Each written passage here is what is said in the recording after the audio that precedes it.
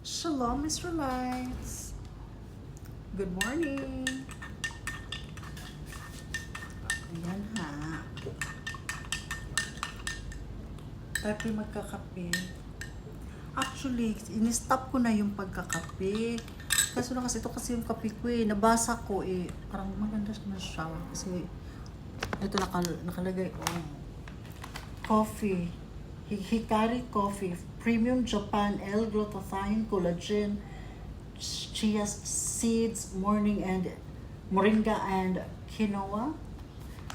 Non-acidic, no sugar, quinoa, no palpitation, no chia seed, no healthy, delicious daily drink for a healthy you. Ay, may mga nakalagay kasi, ganyan, Strawberry flavor, low calorie, keto friendly, sugar free, made with stevia, organic, ganyan.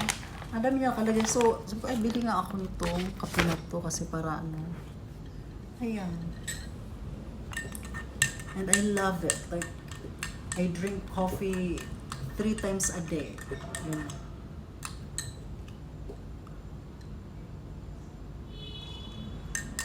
Sarap siya. Hindi ka na talaga maglalagay ng asukal. Sarap talaga siya.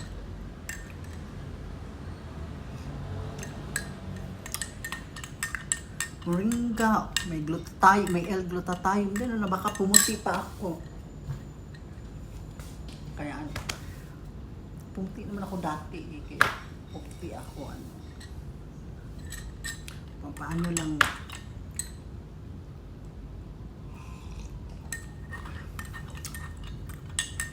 coffee tapos magmamap ako ng floor. Actually, part 2 na to. Sige, nakadalawang na ako. At least may part 2 sa isang na.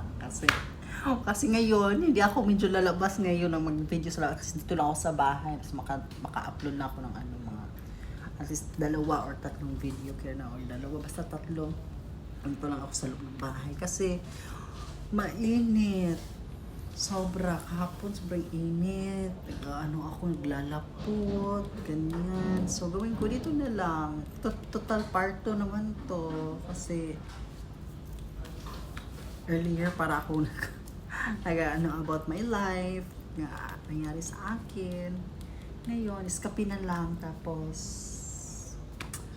magmamap ako ng floor. Yan, walis, tapos magmamap, ganyan. Kasi every 2 days, nagwawalis ako at saka nagmamap every 2 days dito. Tapos every 2 days din ako nag-change ng bedsheet. Nag-change ako kahapon. Ayan. So, ngayon dito, bukas naman ako mag-change ng ganito. Para, siya, 2 days, 2 days.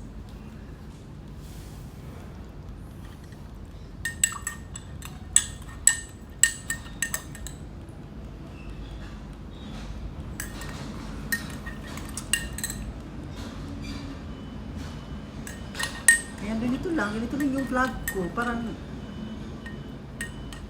sa pagka ngayon, wala lang.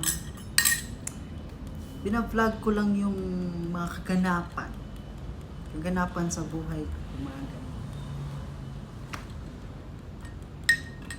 Wala masyadong yung mga tulad ng iba na may content na like nakakatawa or they're playing games. Wala pa kasi kakaano ko lang yun. Gagaya din ako ng mga games na kanila or mga content nila kasi I just started like yesterday. Yeah. So I just started yesterday, so nagtingin-tingin pa ako. I really don't know like this this vlogging is distant for me, but I think yes, kasi dati pa hilig na ako talaga manood ng mga vlog. May idolize something pa ako na fantasy, yung may na-idol ko siya, ganyan. Kaya pag trililing na ako, yun yung imagine ko na, ako to, ganyan. So, kasi sa kakapanood ko ng vlog, at saka alam nyo ba, dati, hindi ako mahilig mag-picture, hindi ako kasi nahiya ako, like I feel, shame of myself, like I feel not pretty, ganyan. Pero yung but once you repent and surrender yourself, everything, and all, to our Lord Jesus Christ, talagang doon mo malalaman na Yan kinatakautan mo, yan kinahiya mo, yan ka. Ganyan. Oo, talagang, parang di ka, magkakamera na ako, may makeup, wala, pero nilalagyan ko siya ng a bit, you know, like, feel like lighter, kasi, parang naman medyo maganda ako sa ano, not very maganda, nakagaya ng ano, at least man lang, di ba, okay siya sa paningin ko, kahit di okay sa iba. Ganyan, sa paningin ko na lang okay, ganyan. Ganon. So, basta, talaga hindi ako mahilig mag-picture. Wala nga ako picture. Actually, dati sa cellphone ko, mga camera ko, mga ganyan, same lang yung picture dati pa, at saka hindi pa maganda yung mga kuha. Alam mo yung talagang ano lang siya na pagkakuha. Ngayon, kagising ko lang, camera agad, ganyan agad. Sometimes, hindi ako ganyan dati. Kahit sabihin nyo pa sa mga kaibigan ko na ano, na hindi ako mahilig mag-picture. Talagang hindi. As in. Kahit tanong mo pa sa mga kaibigan kong ganyan. Kasi medyo nahihiya ako. Basta, ano ako, ganyan. Pero nung, kaya nga, sabi ko sa inyo, sinurrender ko yung life ko. Ganyan. I'm starting reading the Bible. When you start reading the Bible, you will change like, little by little. Yeah. Doon mong mararamdaman na, like, the Lord Jesus Christ talking to you directly. Like, the words are legit, the words are alive. Like, siya mismo ang nagsabi sa'yo, mga ganyan, may encounter mo dun mga verse na ano. Kasi, sometimes, like, ako, like, if I really don't understand, di mo talaga ma-understand, like, even mga scholarships of the Bible, lahat di mo maintindihan. Pero, there are certain like verses and passages, there are the sentences that you will really understand. That's really for you. Yeah.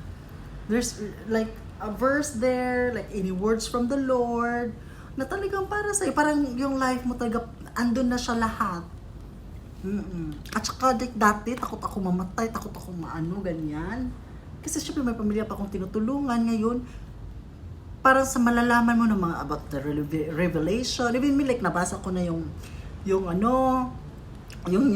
ngayon nasa old ako, tapos ngayon, babasa ko naman yung new, kasi para, pag mag-read ka with, not with your eyes lang, dapat loud, like, with a voice. Kaya dito lang ako mag-read, ganyan. Not really loud, but with a voice, para, if you read loudly, like, with a voice, the evil spirit will go away. From inside to outside. Ganyan siya. You know what? I never read any books in my life. Never did. Never want. As in, hindi talaga ako nagbabasa ng libro, promise. Kahit sa school pa naman libre, hindi nga ako nag-aaral ng hanggang second year high school lang ako. Ay, hanggang high school graduate lang natapos ko. Pero lagi akong bagsak sa math, lagi akong bagsak sa mga ganyan. Kasi, hindi ako nagbabasa talaga ng libro. But at least, I read the most and very important book here on earth or here in universe, which is the Holy Bible. Yun ang binasa ko.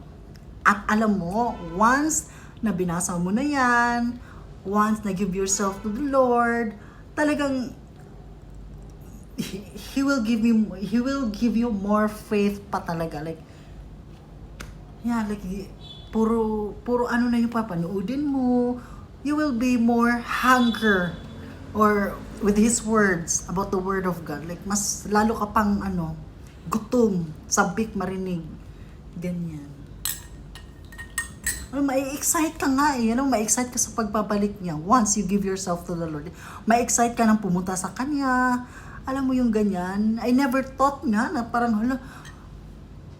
dahil sa makasalanan, tas bakla, ganyan. No. The Lord Jesus Christ don't need your perfection. He needs your heart.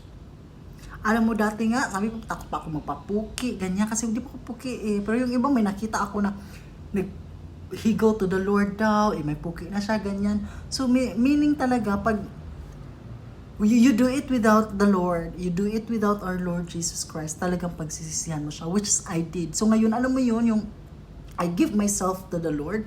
Gusto ko na tuloy magpapuki kasi mas lalo niya akong parang lalo kang magiging soft, like kang magiging smooth. Alam mo, hindi ako na ngayon, ano, ano ba tama ko? Hindi na ako ngayon mas madaling mairita, mainitin, hindi na, konting ano lang, parang I don't feel bothered. Alam mo yung ganun, like, pag ano, in a day, like, pag wala kang Merla, I feel stressed. But no, like, I can have one or two, I'm okay. Because you know, like, naniniwala ka na kasi na I have my God, I have my Lord Jesus Christ. He will provide you what you want or what you need. Which is He is, even before pa.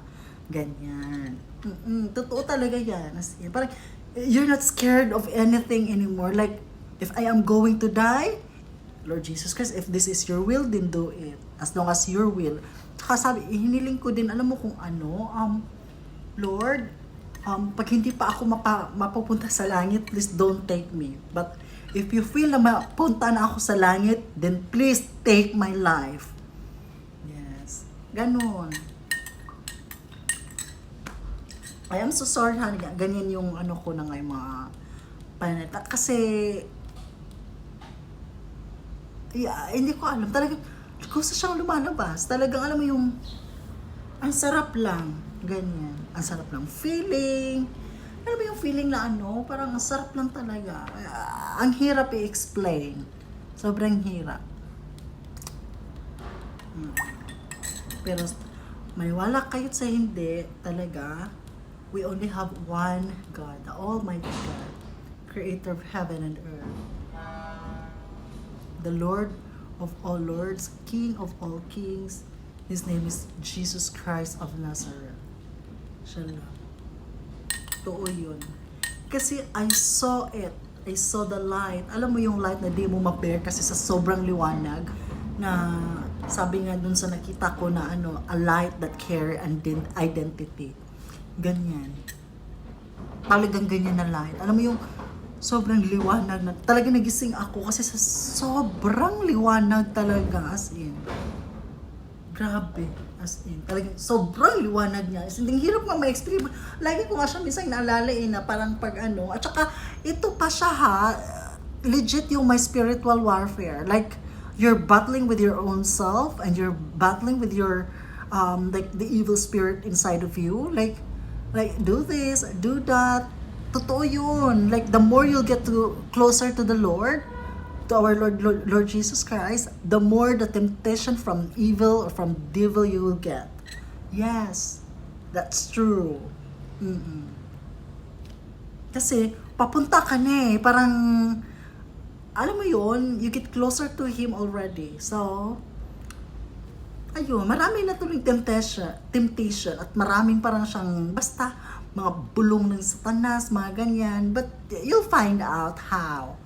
Ganyan. Like, is it from the Lord? Is it from the other side? Talagang totoo siya. The more you get closer to the Lord, ang daming temptasyon na lalapit sa'yo. As in, ang dami. Promise. But stand firm. Diba? Say it boldly. You know, like say it firmly, be still, the Lord is with you. Yeah, talagang di kanya pabayaan. Kasi even before, paano mga ano nga, kasi di nga ako natatakot sa mga ngayon pa kaya. It's just that, maybe I feel scared sometimes because like, takot ka magkasala ulit, ganyan. But I ask for it, yung pwede ganito muna. But I am, you know, like, in my heart, iba yung desire talaga. But, like ko din naalala kasi, you know, like may nabasa ako na trust the process, like listen, believe and manifest. Then may nakalagay sa baba, trust the process. Yan naalala ko din, okay. Kasi, di ba, wag mo madaliin. Kasi, take it slowly. And I quote, slowly is the fastest way to get to where you want to be.